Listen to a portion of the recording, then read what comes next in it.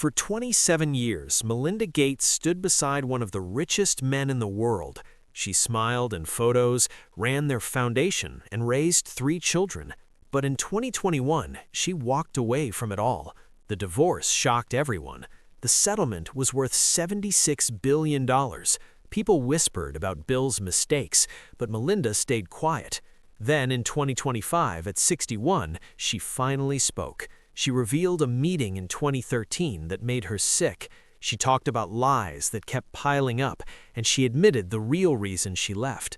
What she said changed everything people thought they knew. Melinda Ann French entered the world on a warm summer day, August 15, 1964, in the bustling city of Dallas, Texas. Growing up in a middle-class household, she experienced a blend of structure and intellectual stimulation that would lay the groundwork for her future endeavors. As the second child among 4 siblings, she was surrounded by a family dynamic that emphasized hard work, responsibility, and the pursuit of knowledge. Her father, Raymond French, was an aerospace engineer whose contributions to NASA's Apollo program during the space race era instilled in the family a sense of pride in innovation and achievement. He wasn't just building rockets, he was helping humanity reach for the stars, and this ambitious spirit permeated their home life. Her mother, Elaine French, managed the household with a firm yet nurturing hand, creating routines that fostered stability and moral values. The French family lived in a modest neighborhood where extravagance was absent, but security and planning were paramount. With 4 children to support, Raymond recognized the financial challenges ahead, particularly when it came to education. In the late 1970s, he launched a side business in rental properties, a venture designed to generate extra income specifically for college tuitions. This wasn't a passive investment, it became a hands-on family operation that involved everyone, teaching young Melinda the value of collective effort from an early age. By the tender age of 10, Melinda was already immersed in the practicalities of the business. She wielded paintbrushes to refresh apartment walls, scrubbed floors until they gleamed, and assisted with minor repairs that kept the properties in top shape. These tasks weren't mere chores, they were lessons in shared responsibility. Melinda observed how dividing the workload made daunting jobs manageable, and this insight embedded itself deeply in her psyche. As the business expanded, her roles evolved. At 12, she took on basic bookkeeping, handling ledgers and calculations that introduced her to the world of numbers and organization far beyond what her peers encountered. Each entry in those books represented more than dollars. It symbolized future opportunities, like the chance to attend university without overwhelming debt. These formative experiences cultivated a profound sense of discipline in Melinda. No one needed to preach about independence, she lived it. The rental business wasn't just about money, it was a classroom where she learned planning, foresight, and the satisfaction of contributing to a greater goal. This foundation of self-reliance and practicality would prove invaluable as she navigated adolescence and beyond. Around this period, another pivotal element entered the French household: technology. In 1977, Raymond brought home an Apple II computer, one of the first personal computers widely available to consumers. This machine, with its rudimentary interface and endless potential, captivated 14-year-old Melinda. She began using it to streamline the rental records, replacing manual ledgers with digital efficiency. Self-taught in basic programming, she spent hours experimenting with commands, creating simple programs that automated tasks for the family business. In an era when coding was predominantly a male domain, Melinda found solace in the computer's impartiality. It responded solely to logic, indifferent to her age or gender. This early engagement with technology sparked a lasting passion. Melinda discovered how machines could organize chaos, solve problems, and amplify human capabilities. The blinking cursor on the screen became a gateway to a broader world, fueling her curiosity about innovation's role in everyday life. In 1978, Melinda enrolled at Ursuline Academy, an all-girls Catholic school in Dallas known for its rigorous academics. The environment was demanding, pushing students to excel in every discipline. Melinda thrived under this pressure, particularly in mathematics and science, where her analytical mind shone. Teachers recognized her dedication and intellectual rigor, encouraging her to pursue challenging paths. Ursuline was progressive for its time, becoming one of the first schools in Texas to integrate computers into the curriculum. This aligned perfectly with Melinda's budding interest, allowing her to dive deeper into computer science through classes that were both exhilarating and formidable. Each assignment honed her skills, building on the self-taught foundations from home. By her graduation in 1982, Melinda stood as valedictorian, not only with exemplary grades, but with an unshakable belief in technology's transformative power. Ursuline had solidified her ambition. She wanted to be at the forefront of shaping the digital future. Post-high school, Melinda took on her first paid gig as a tutor in math and programming. In the early 1980s, it was rare for a young woman to teach coding, but she charged $5 per hour to guide younger students through complex concepts. This role wasn't just about income, it sharpened her communication skills and deepened her own understanding. Seeing confusion turn to clarity in her pupils' eyes reinforced her love for mentorship and problem-solving. Arriving at Duke University in 1982, Melinda encountered a new landscape. Majoring in computer science and economics, she was often one of few women in her classes. The atmosphere was intense. Male classmates dominated discussions with bold assertions, contrasting the supportive environment of Ursuline. In an early computer science course, she faced an unfamiliar programming language, sparking momentary self-doubt. Yet resilience prevailed. She doubled down on her studies, adapting swiftly and emerging stronger. By 1986, she earned her bachelor's degree, followed by an MBA in 1987 at age 23, an impressive feat reflecting her drive. Duke's board later benefited from her insights when she served as a trustee from 1996 to 2003. Internships at IBM during 2 summers provided real-world exposure, teaching her about collaborative software development in large-scale teams. Living frugally in dorms, she absorbed lessons in multimedia, coding, and teamwork, envisioning a career where technology intersected with business. Graduation brought a pivotal decision. IBM offered her a full-time position, secure and prestigious.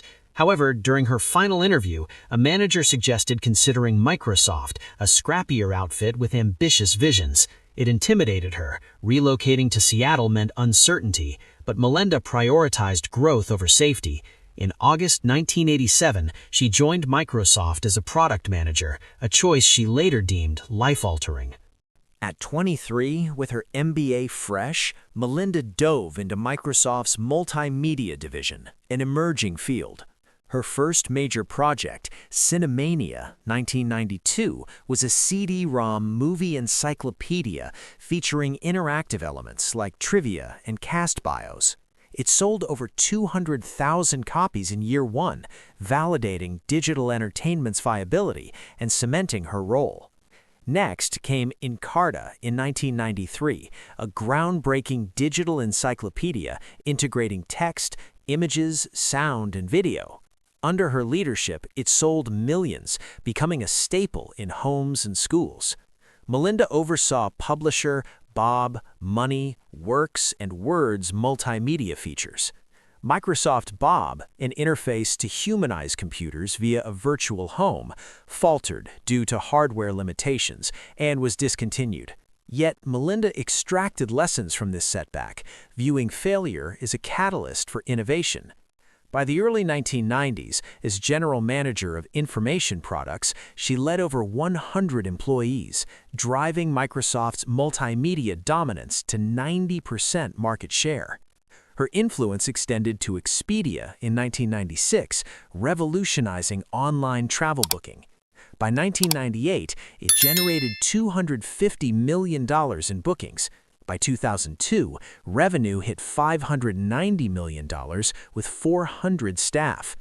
Amid Microsoft's antitrust scrutiny in the 1990s, she maintained focus on quality, navigating legal storms while advancing products. Personally, Melinda's life intertwined with work. She began dating Bill Gates in 1987, keeping it discreet due to company policies. After 3 years, they married on January 1, 1994, in Lanai, Hawaii, with a small guest list. Melinda insisted on an equitable prenup, reflecting her independence. Recapping her Microsoft tenure, starting as a product manager in 1987, she tackled projects like Bob, Encarta, and Word. By 1994, as general manager, she oversaw 1,700 people in consumer products. Marrying Bill didn't alter her professional grind. She earned advancements on merit. Pregnant with her first child, she persisted until 1996, when, at 32, she chose family over career, exiting after 9 years. Before leaving, she championed Expedia's launch. Spun off in 1999, it grew to a $19.39 billion market cap by 2025, with 2024 revenue of $13.7 billion and $110.9 billion in bookings. Microsoft's culture, aggressive and male-dominated, challenged her, nearly prompting an early exit. Yet, she mentored women, fostering collaboration. She witnessed power dynamics, including Bill's interactions with female colleagues, sowing early seeds of discord. Upon departure, her stock options amassed vast wealth, estimated at $17.4 billion by 2025. Rather than hoard, she channeled billions into philanthropy, founding pivotal ventures for women and families. Philanthropy evolved gradually. In 1994, the William H. Gates Foundation focused on health and education. By 1999, merged entities formed the Bill and Melinda Gates Foundation with a $17 billion endowment, swelling to $22 billion in 2000. Early efforts included Libraries Online, 1995 to 1997, donating $17 million for computers in 200 libraries, expanding to 10,000 by 2000, bridging digital divides. The foundation supported scholarships, like $10 million at the University of Washington, and education reforms in the Northwest, granting over $100 million by 1999. A late 1990s Africa trip profoundly impacted Melinda, witnessing preventable deaths in Zambia and Tanzania. This spurred global health investments in vaccinations, maternal care, and family planning. From 2000 to 2015, the foundation, bolstered by Warren Buffett's $30 billion pledge in 2006, reached a $50 billion endowment, dispersing $53.8 billion. Melinda co-chaired divisions, emphasizing metrics and partnerships. Polio eradication exemplified impact, vaccinating 100 million-plus children, slashing Pakistan cases 90% from 306 in 2014 to 54 in 2015, eradicating it in India by 2014. Women's health received $1 billion plus from 2009 to 2015 for contraception. In Kenya, usage rose from 46% to 58%, averting 80 million unintended pregnancies and 111,000 maternal deaths continent-wide. Domestically, Melinda advocated for paid leave. Accolades included the 2016 Presidential Freedom Medal and France's Legion of Honor for $36 billion in grants. In 2015, Pivotal Ventures invested hundreds of millions in 150-plus organizations, targeting politics, mental health, caregiving, and women in tech and media. Privately, strains mounted.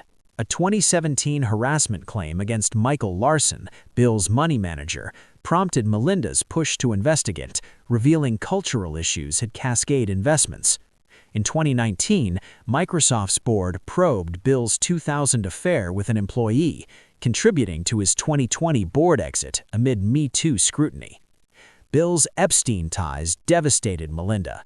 A 2013 meeting left her sick, deeming Epstein evil personified. Bill's continued contact post-2013 fueled rage. Amid this, she published The Moment of Lift in 2019, advocating for women's empowerment while privately battling panic and nightmares. A 2019 New Mexico trip triggered a breakdown, leading to divorce consultations. Announced in May 2021 after 27 years, the $76 billion settlement shocked globally. Finalized August 2021, Melinda pledged $1 billion for women's causes. Post-divorce, she opened up about infidelities, loss of self, and therapy's role. Epstein was the final straw, highlighting mismatched values. In May 2024, she resigned from the foundation, committing $1 billion+ to women and girls, focusing on pivotal. By mid-2025, her $15.2 billion net worth fueled initiatives like a 2023 Pakistan health loan, empowering female workers in fintech. In 2025, memoir The Next Day detailed her journey, emphasizing trust's erosion. On The Late Show, she affirmed leaving for honesty's sake, now in a fulfilling relationship. Melinda's evolution, from coder to philanthropist to independent advocate, illustrates resilience, redefining her legacy beyond marriage.